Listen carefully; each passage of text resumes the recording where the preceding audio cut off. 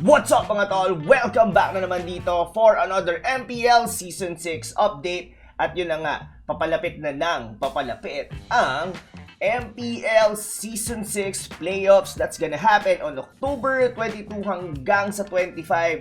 At syempre, ang pinakamainit na topic natin ngayon is walang iba, Bren Esports versus NXP Solid. Supposedly, dapat itong video na to, bago pa kami mag-rehearsal ko siya gagawin. Kaso nga lang, medyo mainit.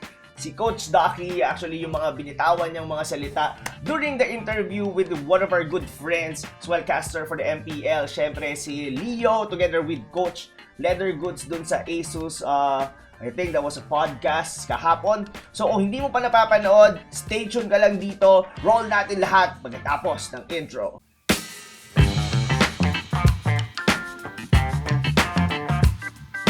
Welcome to Mobile Legends! Alright, so yun na nga. Ito kung siguro kung hindi mo pa ito napapanood there are actually 2 points na sinabi dito ni Coach Duckey, but let me go ahead at i-play ko muna sa inyo yung mga sinabi ni Coach Duckey during the interview.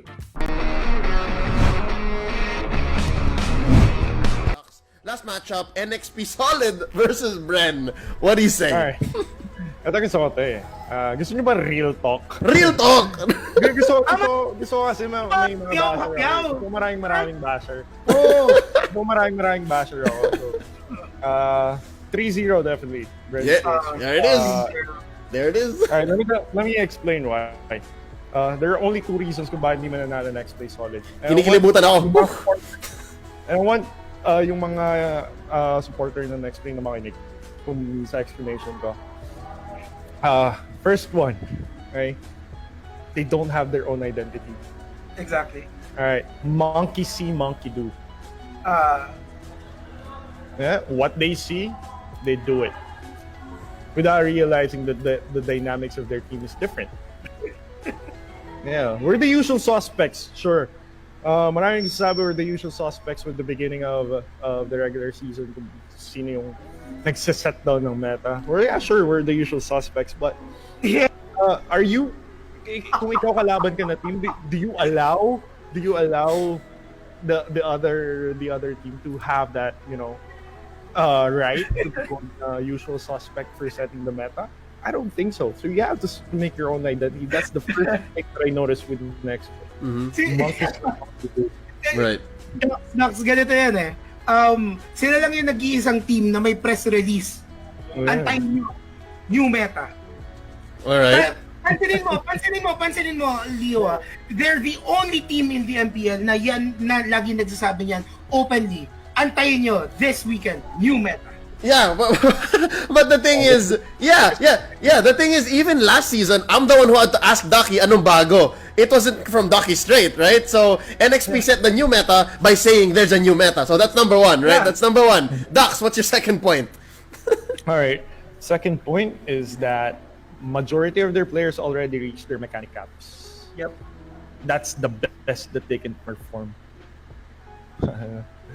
I don't know if it's going to hurt people, but yeah, that's the truth, man. And it's going to hurt you guys. Nakita na natin you're saying nakita na natin yung Chester or nakita na natin yung H2O Super Saiyan 4 or Ultra Instinct, that's it. Ito na yung Taguro 100%. Okay.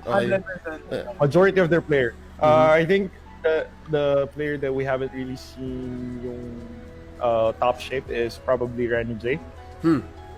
That's one player. I think he's good. Number 2 is Yawi. Yawi. Yawi's a really good player. Not gonna lie, he's a really good player. But Docs, I want to ask you the question. Kasi sa akin naman, I see Chester as someone who can with the right with the right drills, with the right guidance. Parang nakikita ko si Chester na hindi na kayang sabayan ng team niya eh. Kumbaga parang in terms of positioning, palaging maganda yung pwesto niya. Parang ang mistake niya palagi is not hitting skills consistently. I think Chester needs to go away from heroes that have skill shots. Diba? Yun lang yung weakness niya eh. And then magiging malakas na siya agad eh.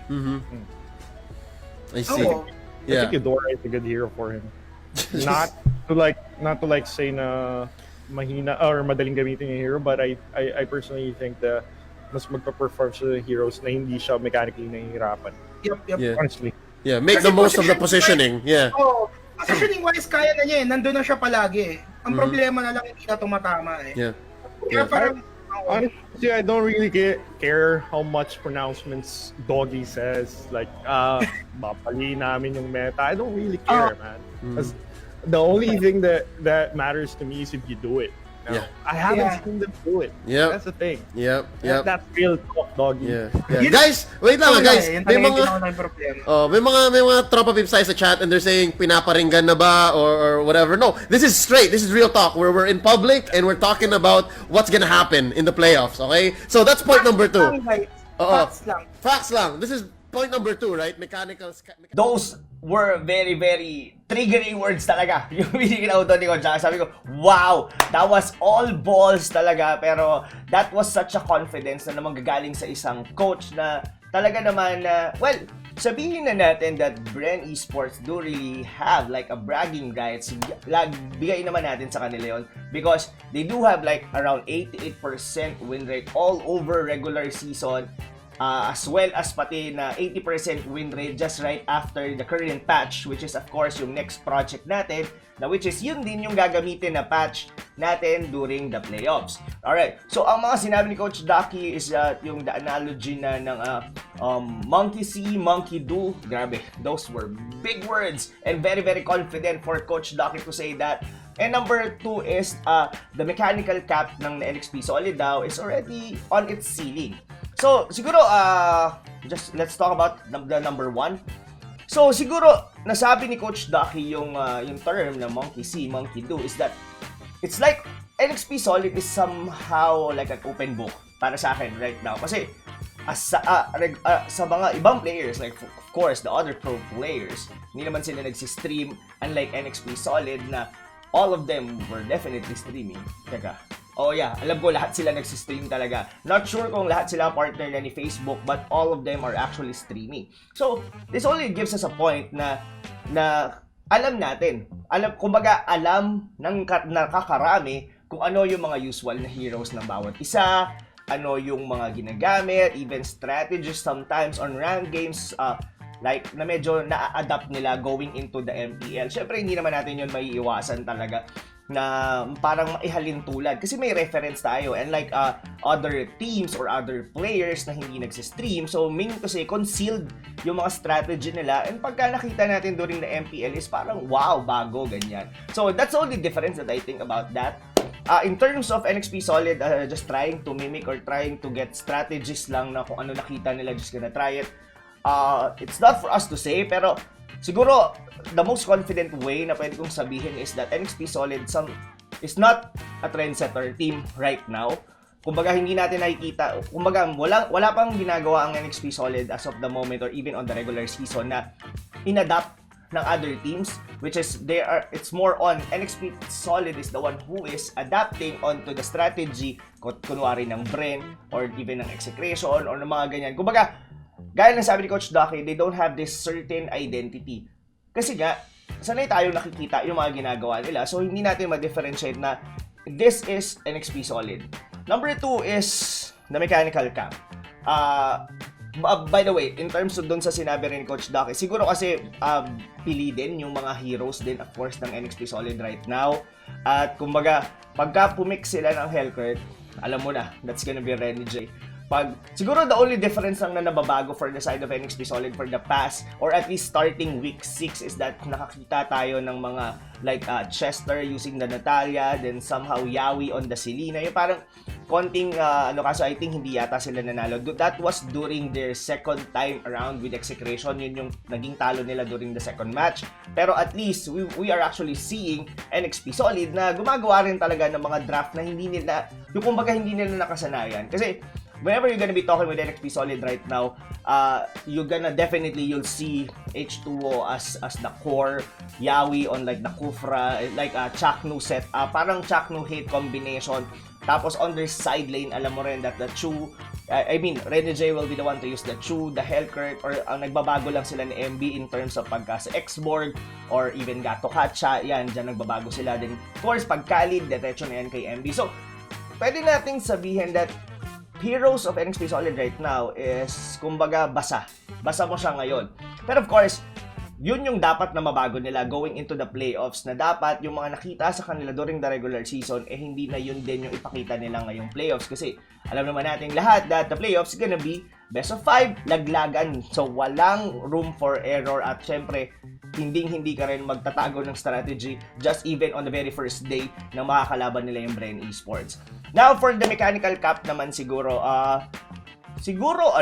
for H2O, to be honest, I think the cap part for him is konti na lang kasi yung nakikita nating improvement. Pero that is not something to look down into dahil si H2O ay pinaka-consistent na player for NXP Solid. So yung kung nakakap man siya ngayon, it's just that this is the only thing that he could be able to provide. Kumaga, lahat ng laro ng NXP Solid, I think lahat na regardless manalo matalo, H2O sobrang consistent niya sa performance niya. So, I guess that was okay. Siguro, what is Coach Duckey is trying to look at is yung talagang mag-over-excel pa yung mga players. Like sabi niya nga dito, si Rene J and si Yawi. And I really agree with Coach Duckey. I think Rene J has a potential na gumamit pa talaga ng mga more versatile na mga heroes. Nakikita ko siya in a way Delor actually started during the MPL. Sobrang aggressive, sobrang game changer. Isa si Delor sa talagang pagka side lane mo. Kumbaga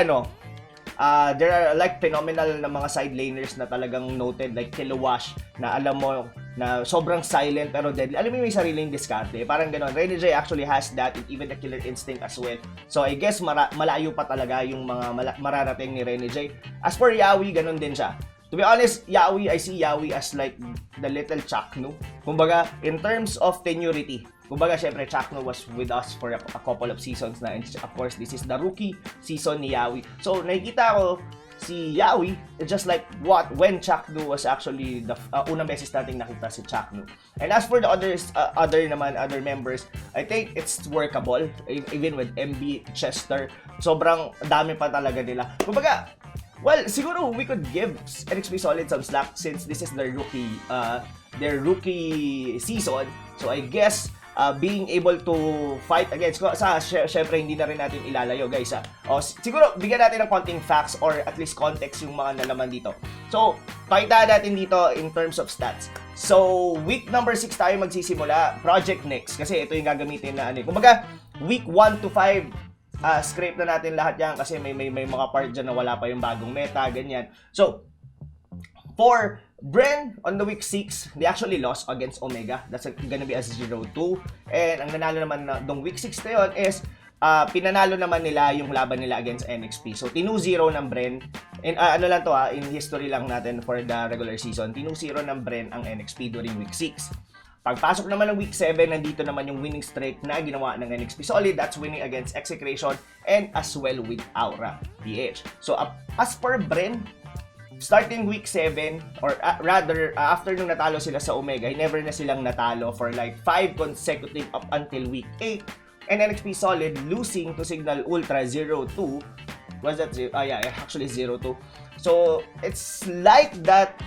It's either baka nagtago sila ng strategy since regardless of the result naman during week 8, wala na rin naman magbabago. Who will actually know? And ayun na nga. So siguro maganda rin tignan natin. Actually, I had an interview with the two players natin actually during the MPL. So siguro dito rin talaga siya nag-ugat. Okay? So siguro balik natin to yung mga sinabi ni Rebo at ni Pew during the interview ng week number 8. Ulitin ko lang, Doc Ribo, bago kita pakaulan. 3-0 ang NXP Solid. Kukumpirmahin ko lang. Totoo ba yan? Totoo yan. 3-0. Lista mo na. Lista mo na. Kakalista ko lang. Pero ayun, maraming salamat, Doc Ribo. May makakita sila ng magandang laban sa playoffs. Siyempre, hindi kami papatalo sa next play. Hanggang trash talk lang naman sila Ay, pwede. Actually, tinanong ko na si Ribo nung Friday. Ang sabi niya sa akin, 3-0, ilista mo na. Ko-confirm ko ba yun sa'yo, Captain View?